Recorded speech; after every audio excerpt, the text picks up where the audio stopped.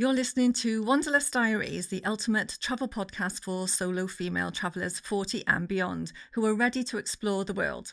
Join me, Terri Reynolds, where we talk all things travel and why it's so important and what's stopping you from getting out there and exploring the world. We'll discuss the steps you can take now to fix it, empowering you to ignite your curiosity and set your heart free so that you have the confidence to travel wherever you want, whenever you want. Offering insights, tips, hacks, and remarkable women's stories along the way. So come on, grab your passport, pack your sense of adventure, and get ready to be inspired. Whether you're a first-time solo traveller or a seasoned globetrotter, Wanderlust Diaries is your community of like-minded souls, uplifting and supporting women over 40 who dare to explore. Hello and welcome to today's episode of Wanderlust Diaries podcast, and today I am joined by Sara from Emboldened Adventures. So thank you so much, Sara, for joining me today. Before we get into it, over to you, a little bit about you then before we get started. Hey Terri, thanks for having me. Hello everyone, Sara from Embolden Adventures. I am a travel storyteller, an international public speaker, an author, and travel extraordinaire. And I just left a 20-plus year career in my life as I know it in New York City and moving on to bigger and better things. Oh my gosh, I love it. There's a lot to talk about then, a lot to cover.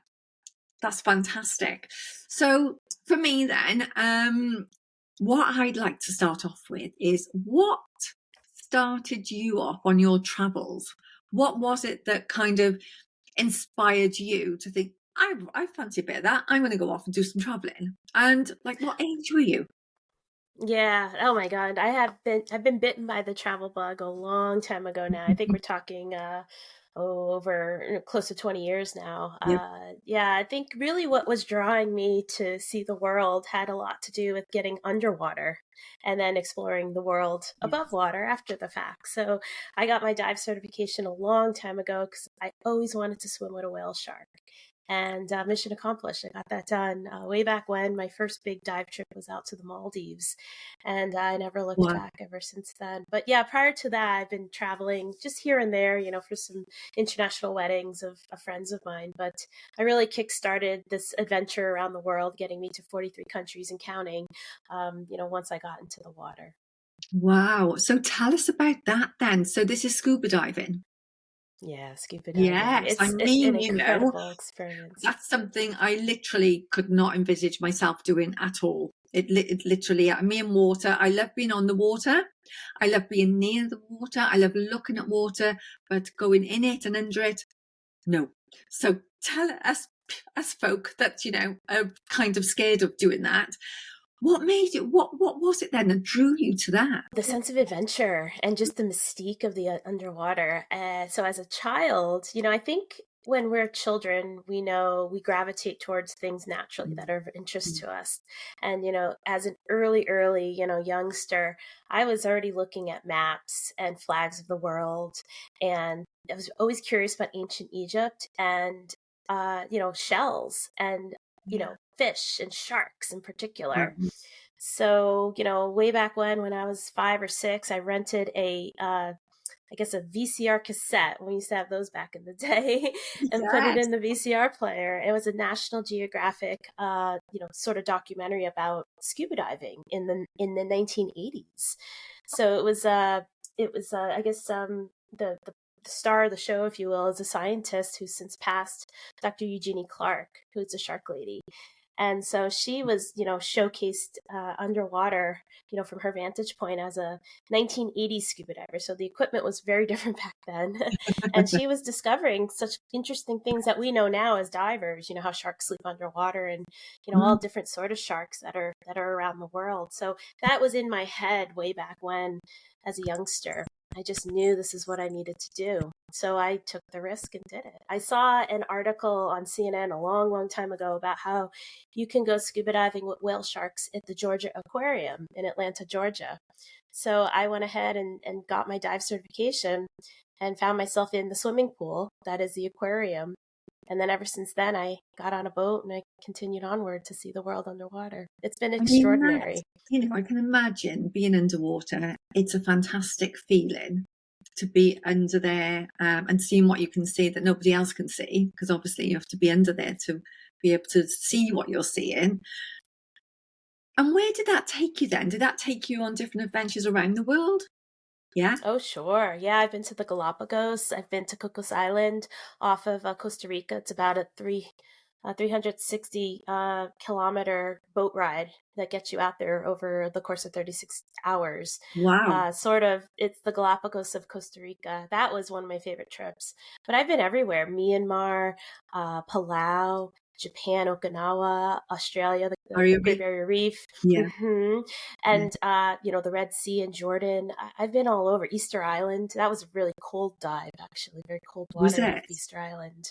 Yeah, so I just love to scuba dive. I haven't gone in a while since coronavirus. My last dive was in Oman, in the beautiful country, the mysterious country of Oman, and that's where I hit my 300th dive. So I'm technically an iron diver, as they called me on the boat. Oh, well done. I mean, that's amazing, you know, because like I said, it's not something that I would be particularly interested in, but I love the story. I love the fact that you've gone for it and you just went for it. And so I'm guessing that you overcame any fear that you might have, especially for traveling. And when you were going off scuba diving around the world, was that like a trip you went with other people? Or was it something that you just took yourself off or just did it by yourself? Oh, yeah. The first time I decided to take the leap, if you will, to the Maldives, I was working in New York City on Park Avenue. I was an investment banker at the time. And I decided to go for a walk one day on my lunch break, over to Lexington Avenue. And there was a dive shop right there. Yeah, on like in the 50s, sort of the 51st Street area in Lexington. And I popped into the dive shop. It's no longer there, but they had on the little whiteboard, like, trip to the Maldives. It was a liveaboard dive boat. And I thought about it, and I was like, I just got my certification. I just came back from the Georgia Aquarium. I had gone to the Cayman Islands for a little bit too to see, and I saw my first hammerhead shark in the wild, which was off the reef in the Caymans. So I was like already hooked at this point. I'm like, wow, the Maldives can't even put it on a map. I don't even know where that is. So I went back to my desk in the office, just a block or two away. And I went on the computer and I Google mapped it, and I was like, whoa, this place is in the middle of nowhere, of which, because the islands, the country's made up of a bunch of islands and sort of like these atolls, which are like kind of circular islands, and of which I think only 800 of those islands are inhabited. So there's a lot of like people that just aren't there on these like sandbars and, palm trees, and it's just exquisite. So it was a very affordable trip, if you will, because usually the Maldives is quite expensive, but when you're on a liveaboard dive boat, it's quite affordable because you're going to all these places that an overwater bungalow would typically be. Yeah. And so I jumped on the boat and I met all these great divers as a result. And that's where you start to kind of collect your dive friends, and you find your way, on the next adventure together. Because when you do find those divers who are so excited to talk about, let's say, an octopus or a certain sort of clownfish they saw, you can really like have hours and hours of conversation about these things. So you find your tribe. So like, when you talked about as if it's just natural, seeing an octopus.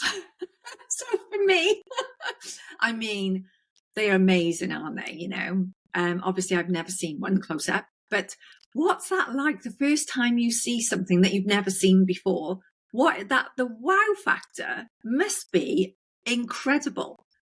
Yeah. Oh, sure. It's so extraordinary. I mean, most of these beautiful creatures have a little bit of camouflaging. So, usually the octopus you don't see sometimes because it looks like the sand or wherever rock it's in front of. But when you do kind of like, scare it out of its little hiding spot, it like loves to like just tentacle its way in very kind of flowy form, and you can see its little tentacles and it's little like, oh, it's just so cool. And it's just kind of flows and it changes color, and you want to like, because you're neutrally buoyant when you're underwater, so you sort of like float underwater as you acclimate to the pressure and you follow it. It's almost as if you and the octopus are one. And so it's cool to see. Yeah, there's many amazing things I've seen underwater. It's almost like you want to have scorecard, when you're out of the water, like I saw this, I witnessed that. And, I still haven't had my home run of seeing an orca, a killer whale. That's definitely something I need to see before I'm done diving. But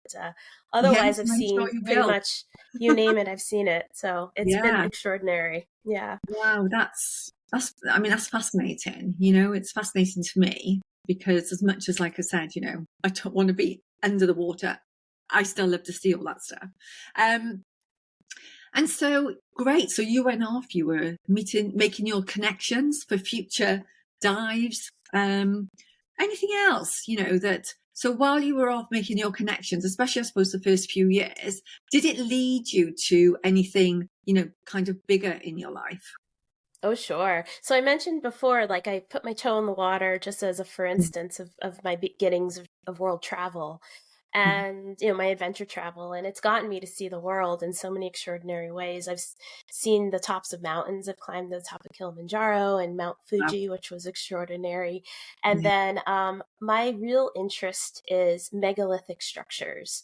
So here in the States, there's a TV show that's been going on for a long time called Ancient Aliens. And it's a show that talks about all these mysterious places around the world that are ancient, such as Machu Picchu and Teotihuacan, a pyramid in Mexico, and the Moai and Easter Island. And so and even Stonehenge out where out where Yeah, you are in the yeah, UK, just in the road from me. Yeah, yeah, and so I got to go there too. It's just extraordinary. And so yeah, that's a second interest of mine. I mentioned earlier when I was a child, ancient mm, Egypt was of interest. yes, So part of my dive trips involve me going, making a point since I'm already in that part of the world, let's go book a trip and see it for ourselves. And yeah, so a lot of kind of the adventure travel I've been doing is really going up close and seeing these rock structures for myself and you know it is mysterious. It's definitely interesting how these rocks were cut and yeah, who made them and the spiritual power that's there that I can sense with my body. So yeah. It is yeah, amazing when it's you're close to extraordinary. things like that, isn't it? I remember specifically Uluru, is rock, and being there, and there's just a feeling you can't explain it, but there's just a spiritual feeling, and it's amazing. And I stood quite well back, and I took time lapse photos at the end of the day, just as obviously the sun was going down and all the different colours it turned. It was, yeah, it's pretty amazing, isn't it, when you see things like that. And this is back in the day before digital cameras. This was a proper I had 35mm film, so I've got the actual photos, as opposed to it all on digital like we have these days. But it is amazing when you see those things up close, and you could just feel something, kind of like you said, Egypt. I've been to Egypt as well, Stonehenge, all of those things. And what kind of, how did that leave you feeling, once you kind of was in the presence of these formations?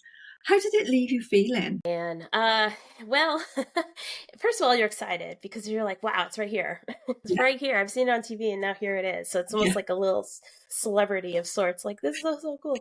I think where it leaves me is more questions, more wondering. And these sort of tours that we do, local tour guides, they all give us some history of those sort of indigenous people who had lived there and, are thought to potentially have built this.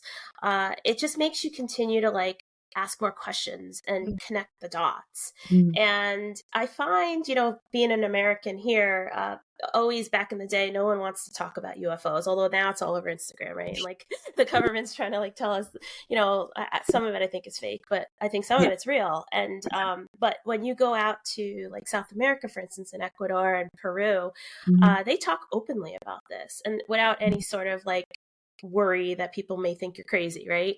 And yeah, so that for me is part of the bigger exploration is, yeah, well, I see this, you're telling me a story about an indigenous history that I didn't know about, like for instance mm, like the pre-Inca, the Tiwanaku people, mm, the Aztec, right, the Mayan, the yeah, Olmec.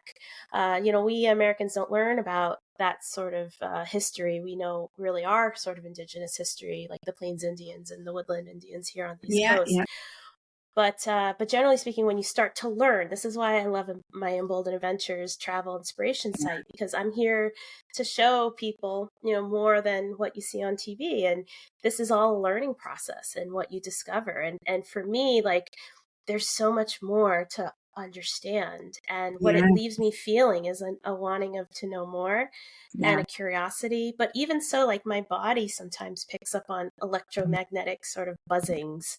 Yeah. We were in Tiwanaku and Pumapuku along Lake Titicaca.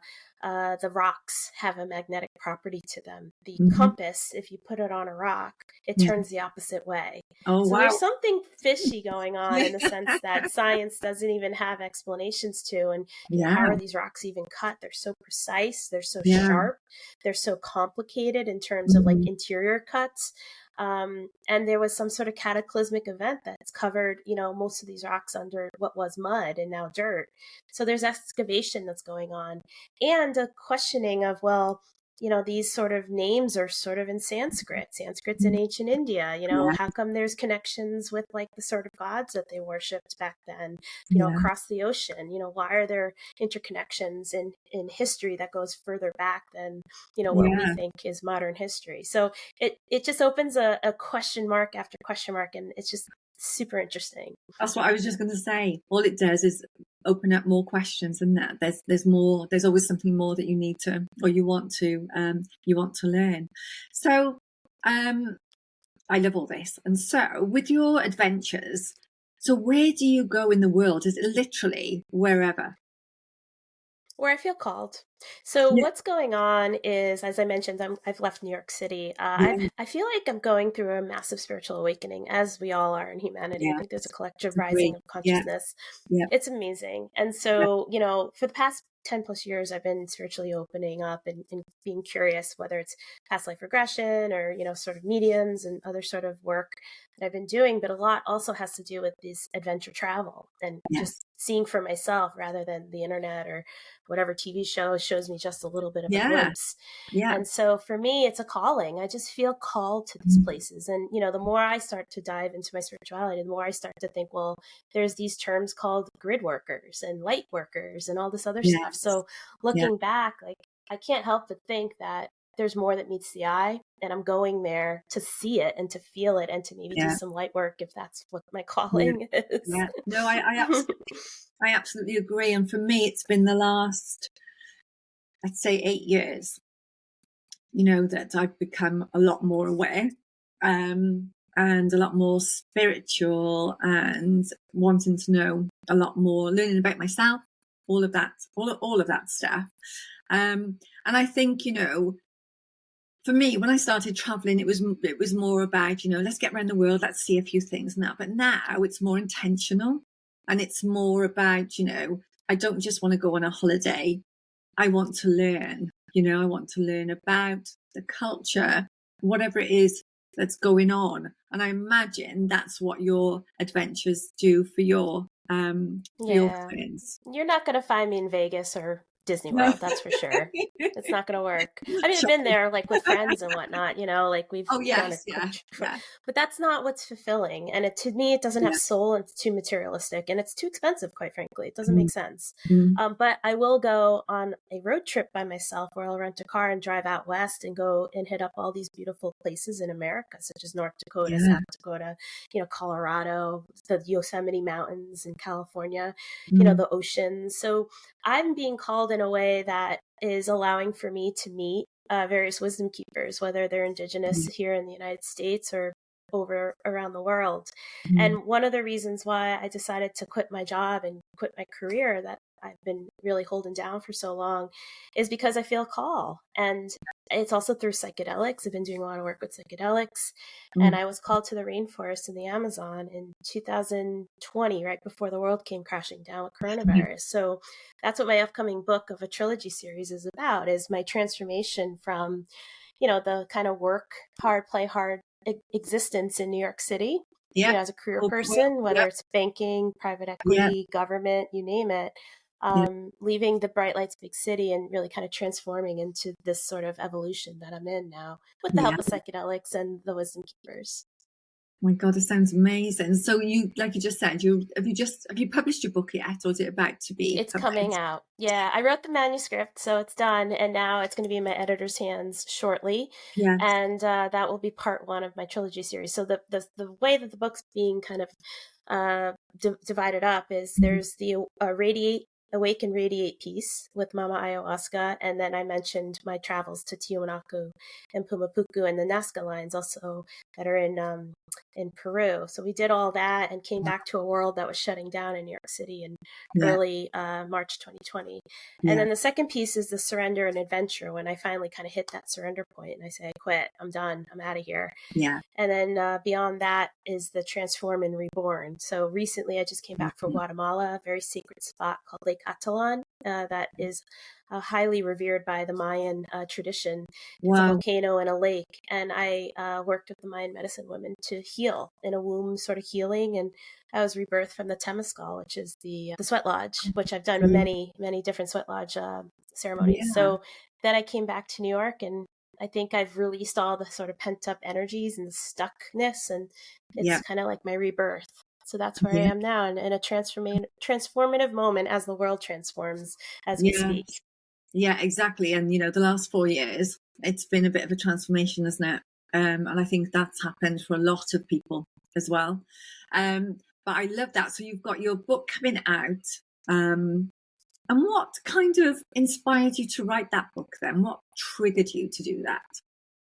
So, part of Embolden Adventures, when I started this as a passion project in 2016, this was when I was in between jobs. I had lost my job 3 times in the time that I've been working, and at one point I was out of work for 2.5 years. So it really Uh-huh. taught me a lot. It made me quite stronger spiritually. It also enhanced my spiritual sort of explorations when I was looking for work and had some Mm. downtime, and I decided to travel some more. So when I travel, I write in journals. And my journals have been kind of my way to heal, Mm. to my therapy. So I'd be on long plane rides writing without the TV or any sort of Yes. movies, just the flight map and looking out the I love window. the flight map. So, I mean, I might oh, sound it's the best. it's the best. It's the I'd best rather thing. watch the flight map No, than actually a stupid movie yeah. or out the window. Yeah, so that's what I do. I write, and Yeah. it was a very therapeutic, but it was also sort of a chronicling of like the Yeah. world around me too.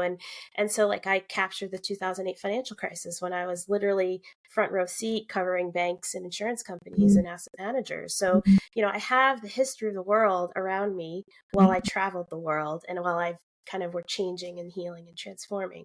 So naturally, those are going to become books. I'm a storyteller. Yes. And when I did hit that kind of surrender point in 2022 in my kitchen in my apartment that I just sold in New York City just now, um, I had kind of like the last straw on the camel's back moment or of toxic work environments. And Yeah. I just don't want to put up with bullshit anymore. I've Yeah. been Yeah. treated and mistreated for so long in these Yeah. sort of male dominated industries. And Yeah. I just put my foot down and said, no more. It was the last thing. I was insulted on a conference call by a senior leader. And so I said, that's it. I quit. Yeah. I quit. Yeah. And I Cool. said, I'm going to write a book. So that's kind of how it came. It just Yeah. came because I was like, I'm done. I threw my hands Yeah. up in the air. I'm like, I'm out of here. I'm not playing this game anymore in the Matrix. Yeah. And I think, you know what, we get to a certain point, don't we? There's a line, and we'll put up with crap. We'll put up with it. We'll put up with it. And then all of a sudden we just get to a point where it's like, and not just about work, but personal relationships, friendships, anything like that, and you just think, what the hell? What the hell am I doing? Why am I playing along with this shit? It's just not, this is not me. I'm not doing it. And you just walk away from it. And that is so bloody empowering, isn't it? It's emboldening. Yeah, emboldening, yes. And that's what I'm trying to do. So I'm in the process of re-upping my Emboldened Adventures to a real sort of effort in the sense of, a brand, an inspiring piece. Because, when you learn to kind of say, just as you said, I don't want to do this anymore. I feel something more. I'm Yes. curious. I Yeah. want to take a chance on myself. I don't want to play the game by everyone else's rules anymore. It's stupid and it's not making me happy. And I've always wanted to see, let's say, the pyramids. So Emboldened Adventures is meant to inspire you to do it. And then a lot of people, of my friends and people around me have always said, "Oh, I really want to do what you do." I say, "You Mhm. can." "Oh, I don't know. I don't know where to begin." So that's kind of the idea where I'm kind of bringing this to the next levels. I'd love to help people kind of take those first steps to empower themselves to Yeah. do it and get on a plane and see the world and Yeah. start to chronicle just like I have, and transform potentially as a result. So there's a lot I got planned, including books and other sort of ideas and Yeah. other sort of ways to communicate through media. So have you kind of, up until now, have you taken others with you, on a journey, wherever you've gotten Yeah. in the world? Have you done that so far? We have a few trips so far. One trip we went out to North Dakota for a powwow. The MHA Nation on the reservation in Newtown, North Dakota, had this like 2-day powwow, and we went and we learned how to build teepee, and Oh, we got to wow. meet a lot of people. And Flea from the Chili Peppers was there, which was super cool. The Oh, bassist, yeah. So he walked past me, and it was really amazing to see. And we got to do a bit of drive from South Dakota and stop up at the Badlands and Mount Rushmore. We did a hot air balloon ride over the Black Hills. So that was one thing. And I've planned a few trips for a few of us. Like we've been to Myanmar and Thailand, yeah. going diving in the Andaman Sea, and then we got to explore Myanmar on land. The Inle Yeah. Lake and Yangon and the Thousand Buddha the stupas that were in Bagan area. It was just incredible. So yeah, there's plenty of times I've brought people around the world, whether it's to Japan or to Asia or throughout the United States or down south in South America. So Yeah. that's where I'd like to see this go further is, a bunch of people who are willing to take an adventure Well, and what come you back. want, that's what you want, is like-minded people, isn't it? Who wants similar to you, who wants to have an adventure like you do. And what about something like a retreat or something like that? Is that something that you might think about in the future? Sure. I mean, there are options. I mean, I'm not seeking like-minded people in the sense that we're clique. I No, want to you want to be do open similar to people. things to you. Yeah. Yeah, people who are open to Yeah. try something new and who Yeah. are, novice, right? Because a lot of people sometimes travel just isn't their thing. Yeah. It's not comfortable. It's something they don't know how to plan for. So Abs- when they have some other people around them and they're kind of new at this, Yeah. absolutely, I think it's something to kind of bring I on think, you know and what? I see the think world. like solo travel, like I always say this, is like, you don't have to go out on your own if you've never done it before, but it's something that you want to do. Well, go with a group. You'll be on your own, but you'll be meeting and you'll be making friends. And it's a great way, isn't it, to start, is to go on a trip, go on an adventure with a group of people. And then it just grows from there, doesn't it? That's right. That's exactly what I did with diving. I showed up and I didn't know anyone. And then I Yeah. started collecting, my excitable people. Yeah. I love that. How many did you say you'd done? 300, was it? Yeah, over 300 dives. I'm a rescue dive certified diver as well. So God forbid you need help, I can rescue you too Wow. So underwater. have you ever been called to participate in anything like that? A rescue dive? Uh, yeah, sort of. Oh, Thankfully, nobody's been super injured, but I yeah. did have my friend when we were diving in the Great Barrier Reef. Actually, we had two different events where there were novice divers, and I had to help the dive master with some of the Wow. people in the. It was a night dive, so I definitely was there helping when we were, trying to collect everyone. Nobody knew where we were, and it was like a whole Yeah. mess. But I was definitely, I definitely kind of rose to the occasion and was in a leadership Yeah. position helping. But my other friend, she was just very nervous underwater. She's a brand new diver and she was having issues with her air. And so I was able to calm her down underwater. Mm. She was breathing from my second regulator. We kind of ascended together. Mm. And she was so happy that she wrote on my LinkedIn, my professional LinkedIn profile, Oh, how I saved her diving. So I really appreciate that. oh, no, that's Yes, I lovely. made her feel very comfortable because you Yeah. can get nervous if this is a new thing for you and Yeah, I you're can deep imagine. down underwater. So I definitely was able to be very calm and zen for her to like Yeah. compose yourself. We can do this. No worries. We'll get to the top. And then just speaking with like, hand signs underwater because you can't talk. It's okay. What? You're okay. Fine, and she absolutely was. No wonder she wrote on your LinkedIn. I would have as well. And so, while you've done all this traveling, and it sounds so wonderful, and I'm sure it's not the case that it's wonderful all the time. Have you come to at any point where you felt a bit kind of out of sorts, a bit lonely, a bit distracted, a bit anything where you had to deal with your emotions, if you like, because it's not exactly what you want to be Yeah. feeling? Oh, there's plenty of examples. Like, back in the day, I was just like this energetic New Yorker, right? Who took no shit from people. And so sometimes like that would come out and like people around the world don't know how to handle that. So there's a little bit of that. Like, we were jet lagged, and there was some like really crappy situation we were put in where we were on this liveaboard dive boat. It was like a 3-day tour, and it just was disorganized, and I kind of had to get pissed. But so there's a little bit of that.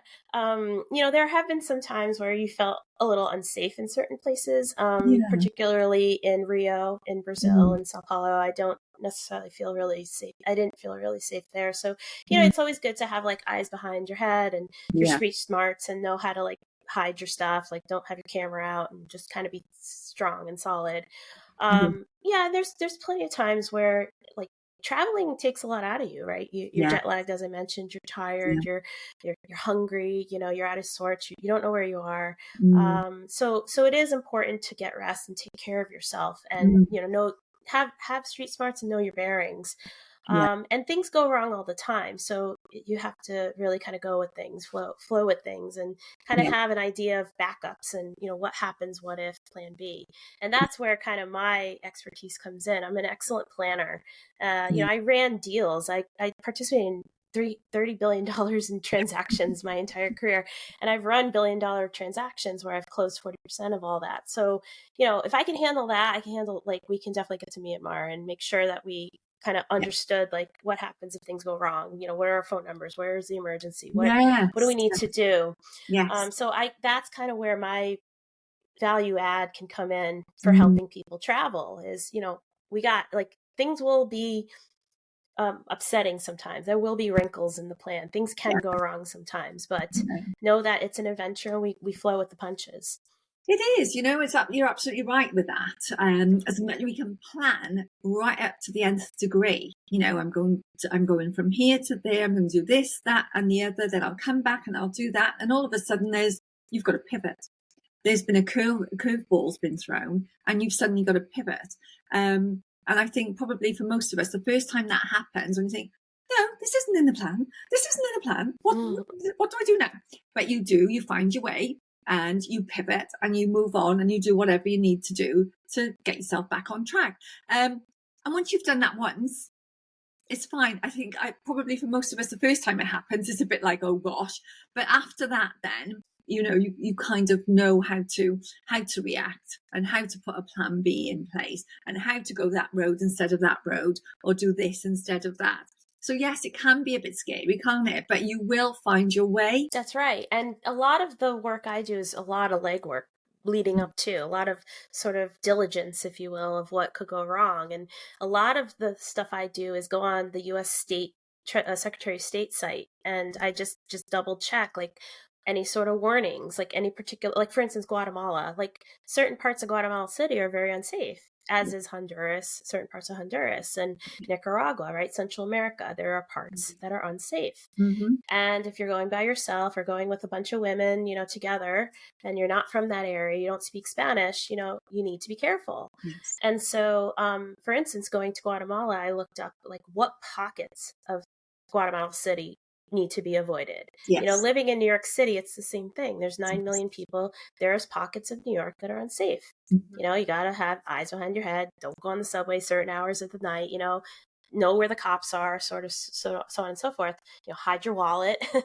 And so, it's the same anywhere you go. And in this case, like, I just was like, all right, these are areas we avoid. These are sort of the reputable sort of car services. This is, how I would think about, where's the location of the embassy? How do I have a second, copy of my passport? Where do I put money elsewhere that can't be robbed? You kind of divvy it up. So there's a lot of things you think about in advance, like what if? But knowing that, and you risk mitigate, and you say, okay, well, I feel comfortable still. I'm going to book the flight to Guatemala City. And it worked out. It was fine. It wasn't scary at all. And what I saw, that actually was an awesome place. Guatemala is amazing. Yeah, you have to be prepared, isn't it? That saying of fail to prepare to fail. You have to do your research. And these days, there's no excuse not to research, because back in my day, we didn't even have the internet. When I backpacked around the world for a year, I didn't have the internet. I didn't have a mobile phone. I had to carry like the rough guides books with me in my backpack, and ring a very long number from a call box, So these days you literally can find out anything you want, and that's the answer to all of this. Research and look to see, where do you want to go? Where is it you really would love to go? Research it until you know exactly what you need to know, because all of that is going to help you.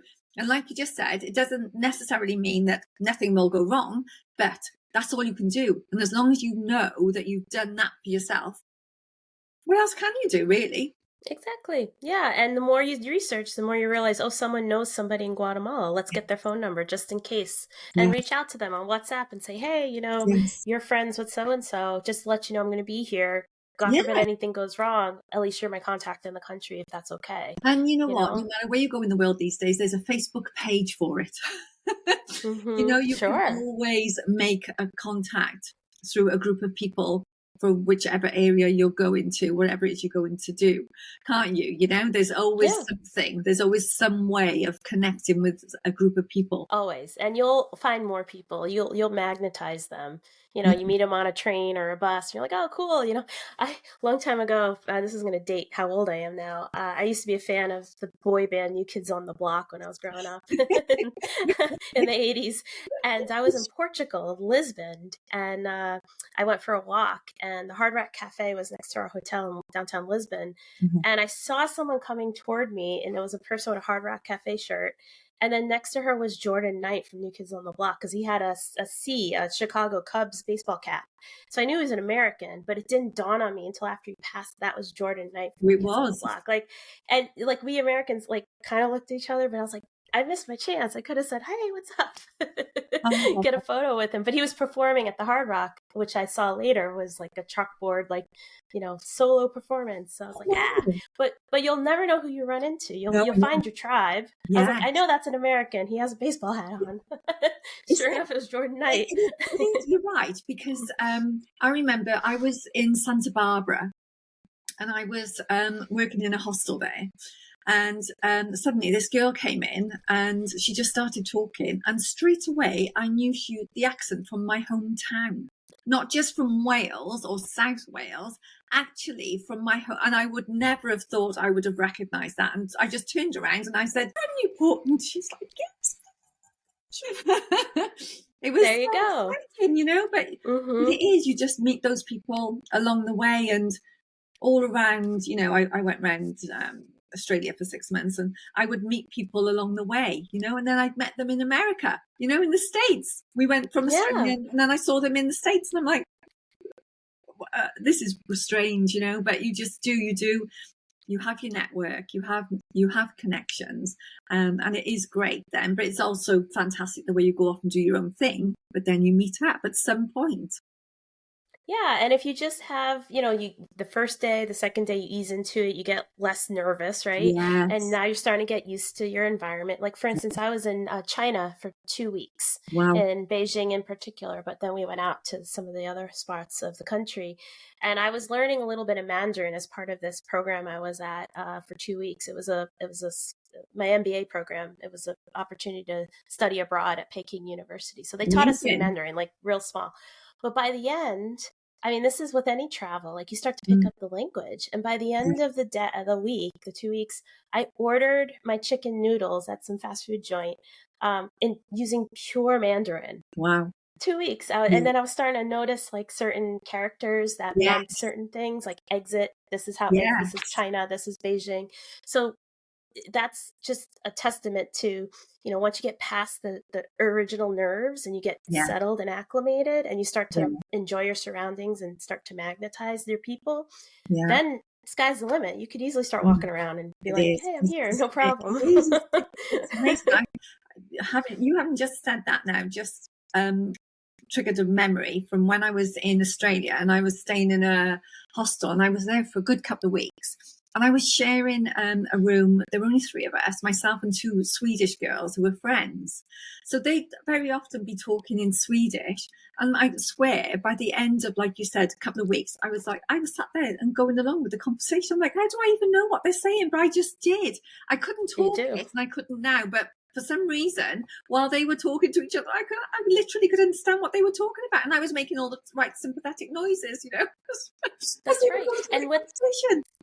And with the power of our phone now with apps, like, you know, we were in Japan the second time and we just used Google Translate and used the phone.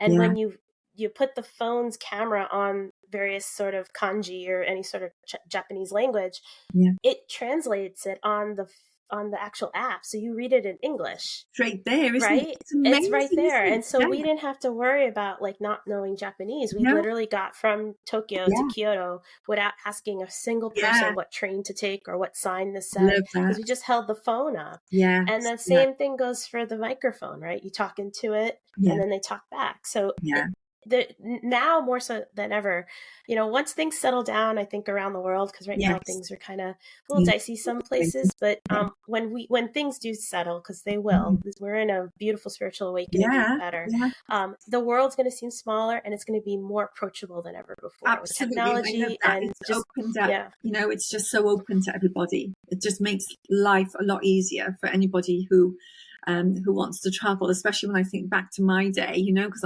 I first went traveling in 1999, you know, and I was away for the millennium. You know, I was actually in Australia and I was on a yacht under the Sydney Harbour Bridge on That New sounds Year's amazing. Eve, you know, and when I think about my time then, you know, and what I had to do, like to phone home, I'd have to buy one of those phone cards with 1,000 numbers on, and you'd be pressing the numbers, you know, and then you get one number wrong, you'd have to start again. Oh my gosh, you know, that was quite annoying. But, you know, that's what it was. Not anymore. You know, not anymore. You know, it's so easy. It's so easy because when I was in that same trip, when I was in Spain and Portugal in 2005, I rented a phone from our phone carrier service here in the States. Yeah. And you know, it was only for emergency use only. Yes. And now we just get a hotspot or some Wi-Fi signal, and I can easily talk to home on on no less on video. Yeah, it's crazy. Yeah, I know. It's amazing. It's amazing how far we've come. And I mean, we did have mobile phones back in 1999. I didn't take one with me, but when I was in Australia, I managed to buy one just to go around the street, very, very cheap. It was this bright orange brick almost, you know, but I could use it around Australia for all the friends I'd made while I was in Australia. And I've still got the phone now. Obviously I can't use it, but I've still got it. I got to the States and I inquired about one then, and they said, well, you can have one for this state, but you'll need a new phone to go in, you know, if you go to a different state, you'll have to have a different phone for every state that you go into, because you can't. That's how much it wasn't, you know, it hadn't progressed back in 2000, you know. So yeah, we're behind. I mean, our carriers, Verizon, AT&T, like we're not as fungible as it is in Europe, for instance, or overseas. So they like to have little pseudo monopolies. But the SIM cards, you know, if you can unlock your phone, you get a cheap SIM card. Yes, bingo. Absolutely. Yeah, you outsmart the system. There's always a way. There's always a workaround. Always a way. Well, this has been a fantastic chat, Sarah. I've really, really enjoyed this. And, Thank you. for anybody who's listening now who'd like to contact you, I'm sure there are going to be people out there who will want to know about your scuba diving, about your adventures. What's the best way for them to contact you? And we'll put all this information in the show notes as well. Thank you. Yeah, and I agree, Terri. It's been wonderful, and I'm glad we got a chance to finally connect here. Yeah, thank you for having me. Yes, you can contact me, emboldenadventures.com, EMBOLDEN Adventures with an S. I'm on Facebook, Instagram, TikTok, YouTube. You can, reach out to me via the contact page and sign up for my website, my listserv, because my book, you'll have more information on when the first book comes out. Yes, of course. Yeah. Oh, it's going to be amazing. It's all about ayahuasca and, traveling around the world and mysterious megalithic structures. And it's going to be cool. You'll love it. Published, you can send me the link and I'll put it into I'll add it to the show notes once you've got it there. But yes, that's going to be so interesting reading your book. I definitely want a copy of that. So thank you, Sarah. Thank you so much for joining me. My pleasure. And that's it for our podcast today. Thank you so much to Sarah for joining me, and we'll see you next time on Wanderlust Diaries. And that concludes this episode of Wanderlust Diaries, celebrating the fearless spirit of solo female travellers who are 40 and beyond. I hope you found inspiration, valuable insights, and a renewed sense of wanderlust. Thank you to all our incredible listeners who have joined us on this exciting journey. Remember, age should never stop your quest for adventure, because the world is waiting for you to explore its wonders. And don't forget to join our community on social media to connect with fellow travellers, and subscribe and review us on your favourite podcast platform. All links are in the show notes. Keep dreaming, keep exploring, and stay fearless. Until next time, this is Terri Reynolds signing off from Wanderlust Diaries. Psst, don't keep me a secret. Please tell your friends and fellow travellers.